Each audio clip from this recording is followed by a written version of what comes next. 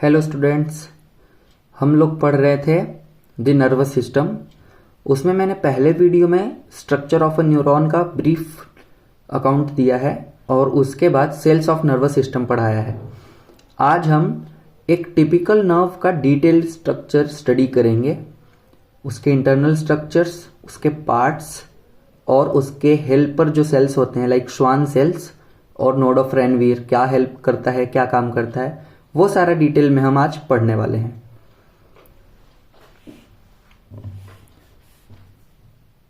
So basically जो एक neuron होता है ना, उसके 3 पार्ट्स होते हैं। ठीक है, सबसे पहला जो पार्ट है वो है सेल बॉडी। ठीक है, दूसरा जो पार्ट है वो है एक्सॉन और तीसरा जो पार्ट होता है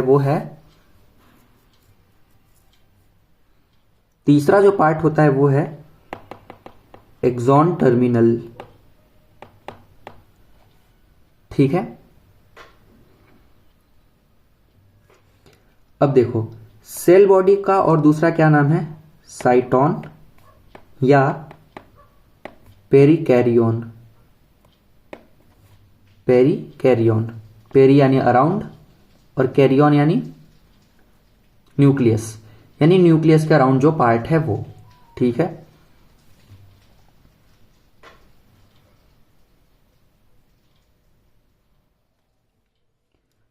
ये जो सेल बॉडी या साइटोन या पेरिकैरियन है, बेसिकली वही क्या करता है, जो इंपल्स आता है, इंपल्स को इलेक्ट्रिकल सिग्नल में कन्वर्ट करता है। ठीक है, जो इंपल्स है उसको क्या करता है, इलेक्ट्रिकल सिग्नल में कन्वर्ट करता है, या बेसिकली क्या कहें, इलेक्ट्रिकल सिग्नल का जनरेशन कौन करता है, सेल बॉडी या साइटोन या पेरिकैरियन। ठीक है, अब इसका एक स्ट्रक्चर हम बनाकर पढ़ेंगे जिससे आपके सारे बेसिक कॉन्सेप्ट्स क्लियर हो जाएंगे और उसके बाद हम इस चैप्टर को ग्रेजुअली आगे बढ़ाएंगे।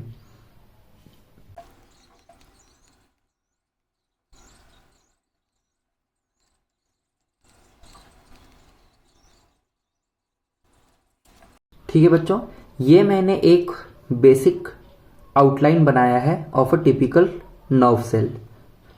अब इसको हम फर्दर स्टडी करेंगे। आप ये जो टर्मिनल्स देख पा रहे हो, ये क्या है बच्चों, डेंड्राइट्स। ये है डेंड्राइट्स। ठीक है, ये वाला जो स्ट्रक्चर है ये है न्यूक्लियस। ये क्या है, न्यूक्लियस। ठीक, अब इस सेल के अंदर एक छोटे छोटे से ग्रेन्यूल्स प्रेजेंट होते हैं। ग्रेन्यूल्स,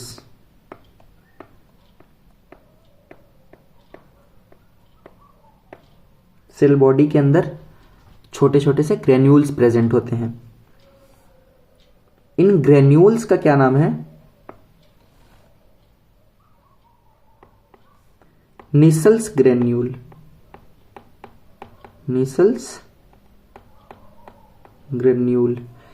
अब नीसल्स ग्रेन्यूल को जब फर्दर स्टडी किया गया तो पता चला कि ये कुछ और नहीं बल्कि क्या है, राइबोसोम और एंडोप्लाज्मिक रेटिकुलम। बेसिकली क्या हो गया, ये रफ एंडोप्लाज्मिक रेटिकुलम।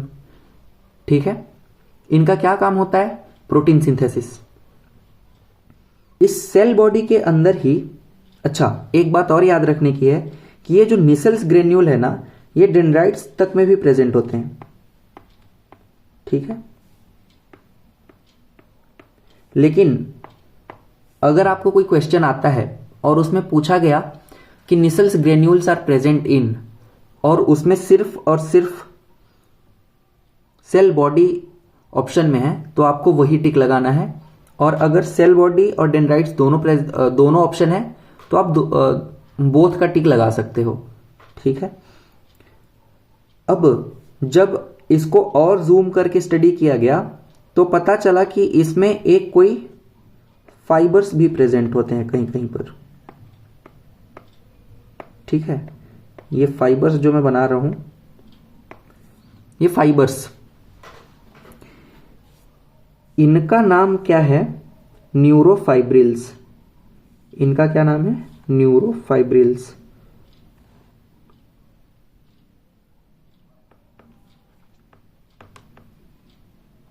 न्यूरोफाइब्रिल्स।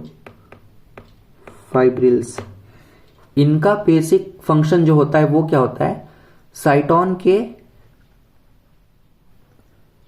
शेप को मेंटेन रखना। ठीक है, अब है तो ये ओवरऑल सेल ही, तो इस सेल का एक साइटोप्लाज्म भी होगा। ठीक है, ये साइटोप्लाज्म भी होगा। इस साइटोप्लाज्म का नाम हम क्या रखते हैं? क्योंकि ये नर्व सेल है, इसलिए इस साइटोप्लाज्म का क्या नाम होता है? न्यूरोप्लाज्म। ठीक है,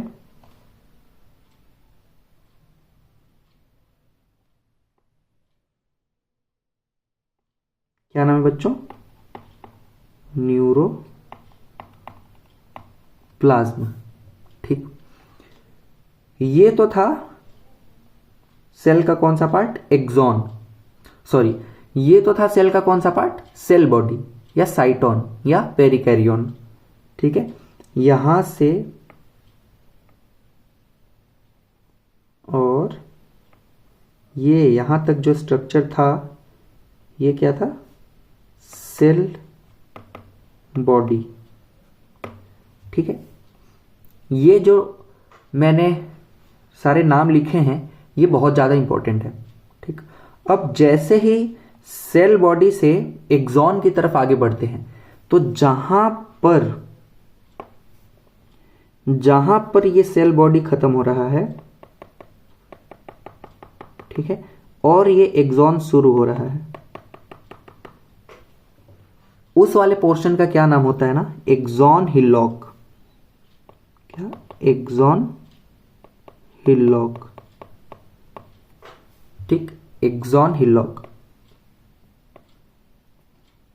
ये याद रखना है हमें कि जो एक्सॉन हिलॉक है, वैसे तो वो जंक्शन है किसका? सेल बॉडी और एक्सॉन के बीच में, बट ये पार्ट किसका है? सेल बॉडी का या साइटोन का।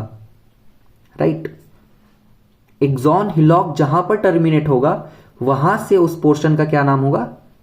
एक्सॉन। ठीक, ये वाला जो पोर्शन है,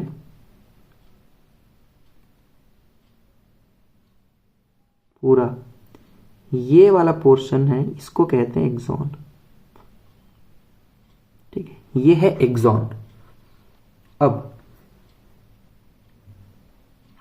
चूंकि है तो ये सेल एक नर्व का ही पार्ट, तो इसके अंदर भी न्यूरोप्लाज्म तो प्रेजेंट है, लेकिन इस न्यूरोप्लाज्म का नाम यहां पर क्या देते हैं? एक्सोप्लाज्म। ठीक है, क्यों? क्योंकि जो प्लाज्मा सेल बॉडी में प्रेजेंट है और जो प्लाज्मा एक्सॉन में प्रेजेंट है, इन दोनों का कॉन्फ़िगरेशन बहुत ज्यादा डिफरेंस होता है, इसलिए इसका नाम न्यूरोप्लाज्म ना रख के एक्सोप्लाज्म रखते हैं। अब इनमें क्या डिफरेंस है वो हम आगे चल के पढ़ेंगे, तब आपको समझ आएगा। राइट, अब चूंकि हमने ये भी पढ़ा था कि ये जो नर्व सेल होती है उसके ऊपर एक माइलिन शीथ प्रेजेंट होती है। राइट, तो अब हमें ये यहां पे बनाना है माइलिन शीथ। ठीक है, ये मैंने जो बनाया है ग्रीन कलर से, ये क्या है?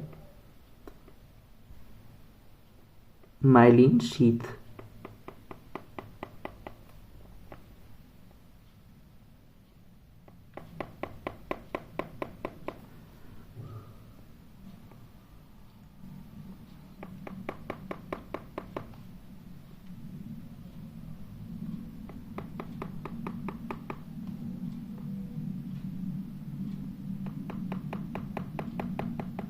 यह है बच्चों माइलिन शीथ। आप देख पा रहे होंगे कि जो माइलिन शीथ है वो डिसकंटिन्यूअस है, लेकिन माइलिन शीथ बनाता कौन है? Schwann cell. ठीक है, तो श्वान सेल की जो मेम्ब्रेन होती है, आप देखिए श्वान सेल जहां से शुरू होता है और जहां पर खत्म होता है, वहीं से दूसरा श्वान सेल शुरू हो जाता है।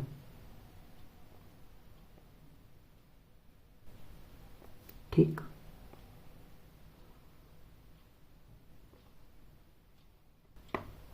जहां से एक श्वान सेल खत्म हुआ वहीं से ही दूसरा श्वान सेल शुरू हो जाएगा, राइट।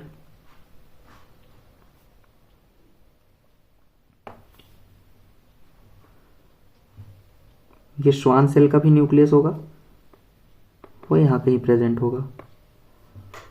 ठीक है, अब देखिए सबसे पहले मैंने बताया कि जो इस सेल का साइटोप्लाज्म में प्रेजेंट होगा उसका क्या नाम देंगे हम, एक्सोप्लाज्म।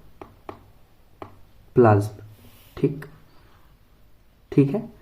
अब देखिए अंदर से बाहर की ओर बढ़ेंगे, राइट। ये एक्सोप्लाज्म है और ये जो देख पा रहे हैं आप एक्सॉन की जो मेम्ब्रेन है, ठीक है, इसका क्या नाम देंगे, एक्सोलेमा। क्या नाम होगा, एक्सोलेमा।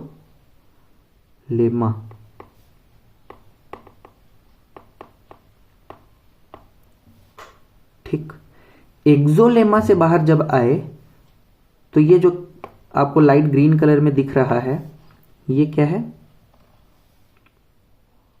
Myelin sheath. क्या है ये, माइलिन शीथ। ठीक, माइलिन शीथ से ही जैसे ही बाहर आते हैं तो ये क्या है, Schwann cell. Schwann cell, Schwann cell या उसकी सेल मेम्ब्रेन, श्वान सेल की सेल मेम्ब्रेन को क्या कहेंगे, न्यूरीलेमा। ठीक है, श्वान सेल का भी साइटोप्लाज्म कुछ होता होगा, वो भी प्रेजेंट होगा।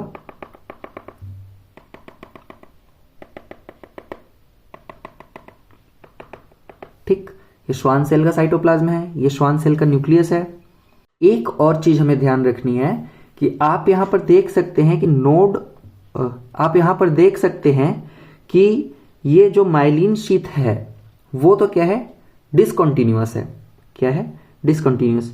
यहां से देखो, यहां शुरू हुआ, यहां पर खत्म हुआ, लेकिन जहां पर खत्म हुआ वहां से शुरू नहीं हुआ, उसका थोड़े डिस्टेंस से शुरू हो रहा है।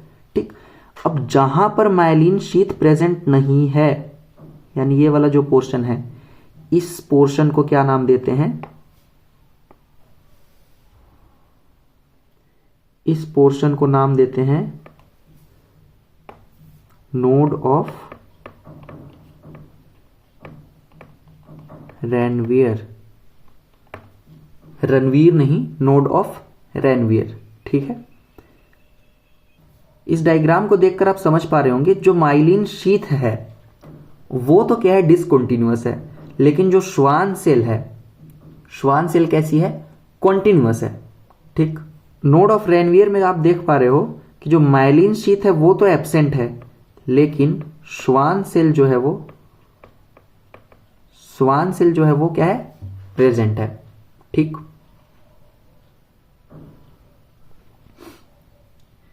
सो ये था सेल बॉडी पार्ट 1, और दूसरा यहां से यहां तक क्या है, एक्सॉन। ठीक, अब हम तीसरे पार्ट की बात करेंगे यहां पर, सेल टर्मिनल्स, एक्सॉन टर्मिनल। ये मान लो एक्सॉन है ये, और यहां पर ये टर्मिनेट हो रहा है।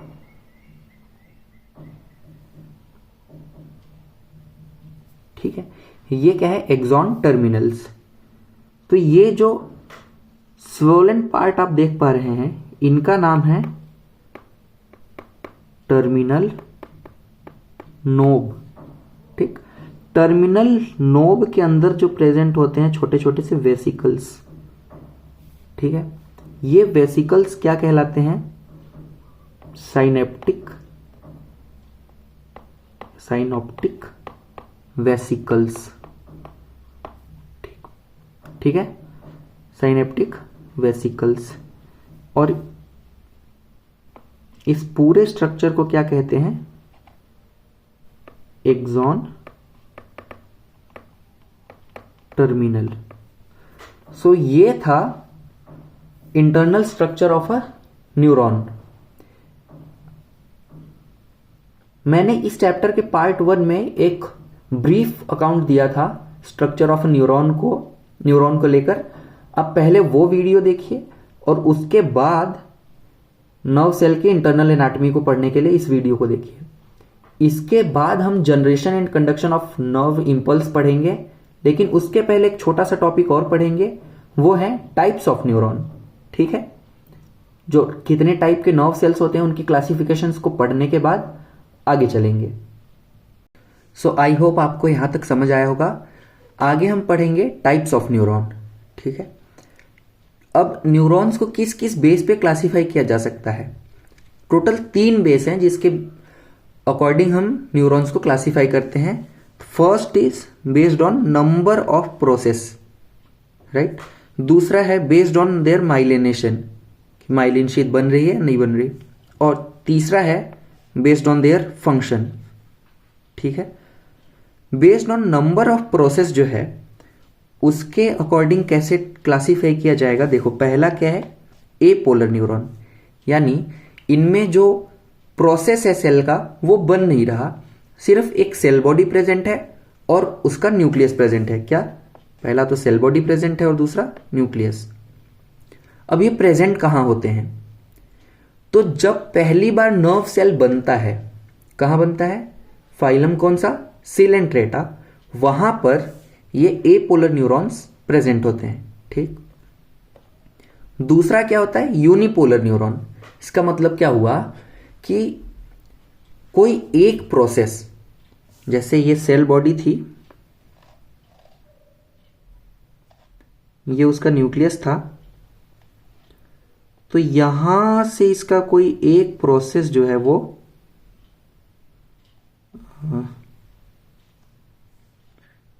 यहां से उसका कोई एक प्रोसेस डेवलप हो गया, ठीक है।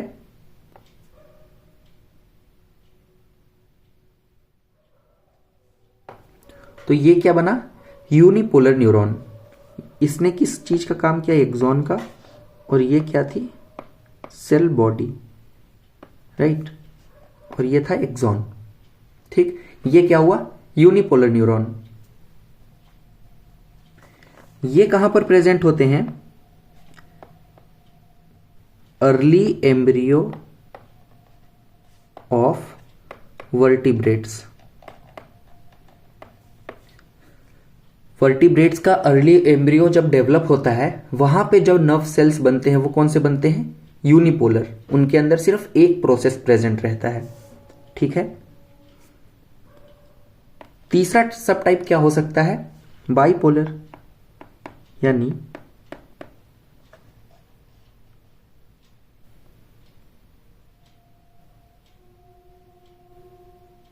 ये एक सेल बॉडी है,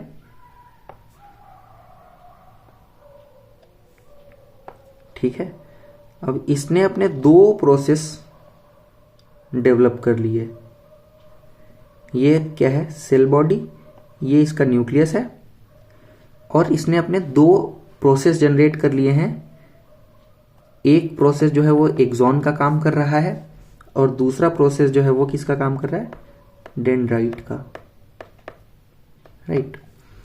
अब आपने पढ़ा होगा कि, या नहीं पढ़ा होगा, बाद में हम पढ़ेंगे, जो ऑल्फैक्टरी सेंसेशंस होती है हमारी बॉडी की, यानी जो नेजल चैम्बर होता है, वहां की जो एपिथेलियम्स होती हैं उनमें प्रेजेंट होता है क्या? बाइपोलर न्यूरॉन, ठीक है। कहां पे?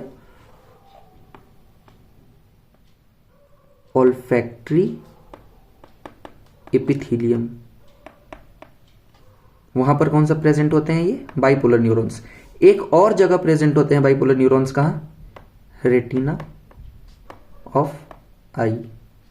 जब हम स्ट्रक्चर ऑफ आई पढ़ेंगे वहां पर पढ़ेंगे क्या होते हैं, वहां पे बाइपोलर न्यूरॉन्स प्रेजेंट होते हैं रेटिना में। ठीक है। चौथा सब टाइप क्या है इसका? Pseudo unipolar. Pseudo unipolar, pseudo यानी झूठा, यूनिपोलर मतलब उसके एक प्रोसेस हो। क्योंकि ये जो सेल बॉडी थी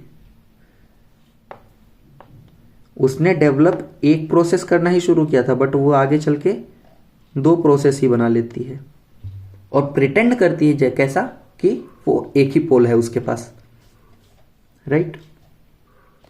ये डेंड्रॉइड, ये एक्सॉन और ये सेल बॉडी, ये न्यूक्लियस। ठीक है। ये कहां पर प्रेजेंट होते हैं? Dorsal root ganglion. ये आपको थोड़ा वेट करना पड़ेगा, जैसे ही नर्वस सिस्टम आगे बढ़ेगा स्पाइनल कॉर्ड जब हम पढ़ेंगे वहां पर आएगा आपका क्या? Dorsal root ganglion of spinal cord. कौन सा? Pseudo unipolar. अब देखो अगला टाइप कौन सा है? Multipolar neuron. Multipolar neuron. Multipolar neurons सीधी बात है, जिसके पास बहुत सारे प्रोसेस हों वो कौन सा पोलर हो जाएगा? Multipolar neurons. जितने न्यूरॉन्स हमने अभी तक पढ़े हैं शुरू से, लाइक ये वाला जो न्यूरॉन हमने पढ़ा है ये क्या है? एक टाइप का मल्टीपोलर न्यूरॉन ही है। ठीक, चलो। सो ये तो था based on number of process. अगला क्या होगा, या नंबर 2 कहें,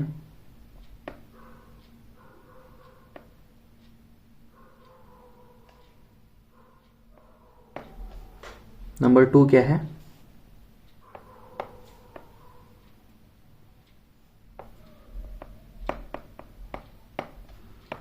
बेस्ड ऑन माइलिनेशन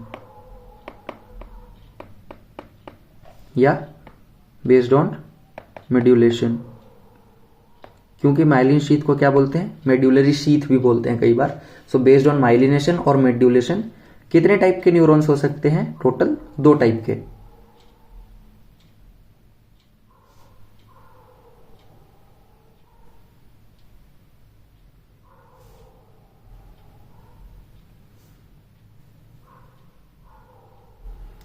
एक तो हो सकता है क्या? माइलिनेटेड,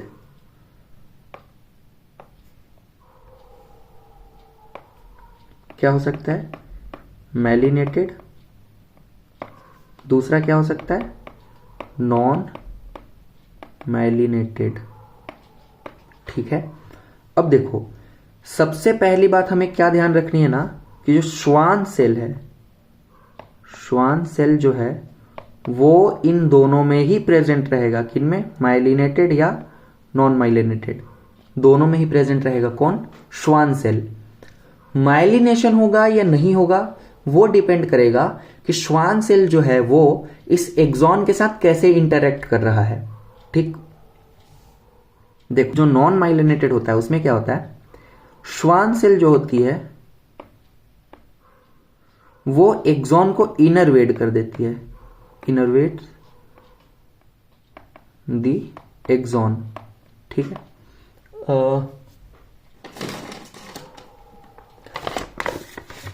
मान लो ये जो पेज है, ठीक, ये एक्सॉन है, सॉरी मान लो ये जो एक पेज है ये है श्वान सेल और ये है एक्सॉन।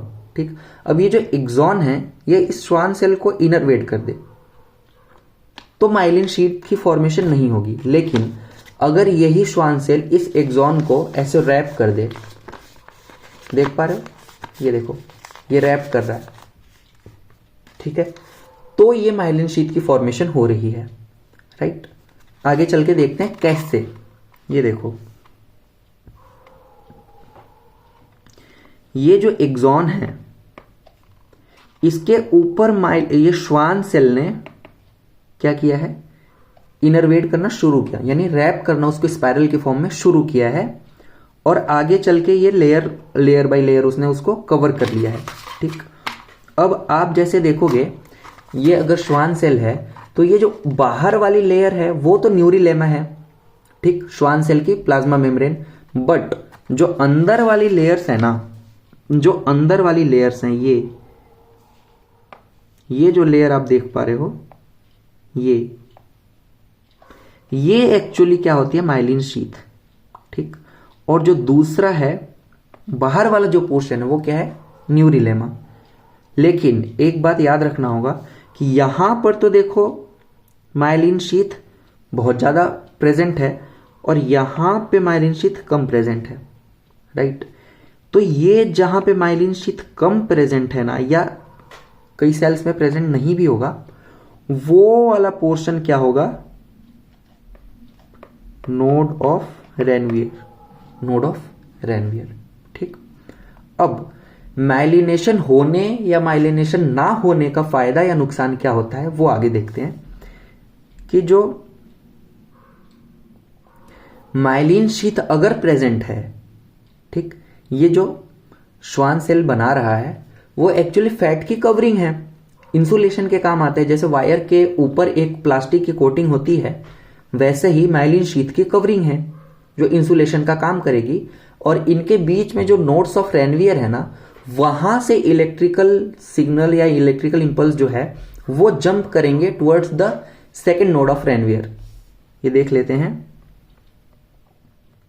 ये जो स्ट्रक्चर है, ये जो नोड ऑफ रेनवियर है ना, ये वाला पोर्शन, तो इलेक्ट्रिकल सिग्नल यहां से यहां जाएगी, फिर यहां से यहां जाएगी और यहां से यहां जाएगी।